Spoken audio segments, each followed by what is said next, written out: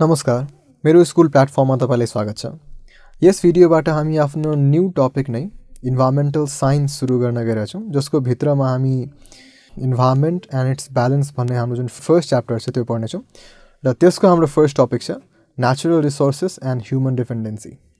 Okay, so हामी सुरु गरौँ। अब यहाँ के लेखिएको छ, all those natural materials which are found in the environment are used by organisms for their existence are called natural resources. So जति पनि लाइक हामी मेटेरियल्स भनौँ, नेचुरल मेटेरियल्स भनौँ, जुन कि हाम्रो इन्भाइरोमेन्टमा लाइक हामी फ्रीली युज गरिरहेका छौँ र सबै अर्गानिजम्सहरू युज गर्छन्, from even plants to animals, bacterias, everything, र तिनीहरूको एक्जिस्टेन्सको लागि त्यो धेरै नै इम्पोर्टेन्ट, त्यसलाई हामी नेचुरल रिसोर्सेस भन्छौँ। हुन त हामी अहिलेसम्म नेचुरल रिसोर्सेसका अझै पनि डिफ्रेन्ट डेफिनेसन्सहरू पढिसकेछौँ र यो पनि हाम्रो एउटा नयाँ डेफिनेसन जस्तै नै छ। भने सेकेन्ड लाइन छ हाम्रो, air, water, forest, wild life, land, metals and fuels are natural resources.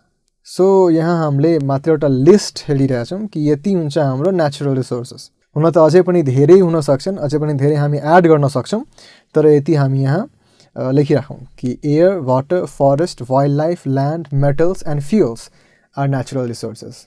Okay, when we need natural resources to fulfill our existential needs like food, habitat, medicinal herbs or plants, air, water, land, etc. So हाम्रो जुन existential needsहरू छन् तिनीहरूलाई हामीले पूरा गर्नको लागि natural रिसोर्सेसहरू use गरेको हुन्छौँ, जसमध्ये हामी हेर्न सक्छौँ food, habitat, medicinal plants or herbs, air, water, land, यी सबै कुरा हामी नेचुरल रिसोर्सेसबाट नै लिएका हुन्छौँ।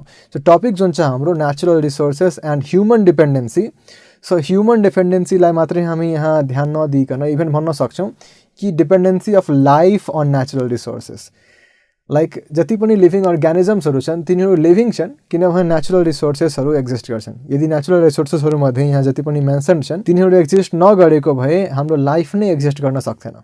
हामी यहाँ इमेजमा पनि हेर्न सक्छौँ कि यहाँ हाम्रो फुड छ पहिलो इमेज, सेकेन्डमा यहाँ एक्वेटिक हेबिटेट गिभन छ, थर्डमा हामी यहाँ गेस गर्न सक्छौँ यो पुदिना छ हाम्रो। सो यहाँ हाम्रो यो मेडिसिनल हर्बको रूपमा यहाँ मेन्सन गरिएको छ। यहाँ हाम्रो फोर्थमा एयर छ, त्यसपछि वाटर छ, त्यसपछि ल्यान्ड हामी राख्न सक्छौँ।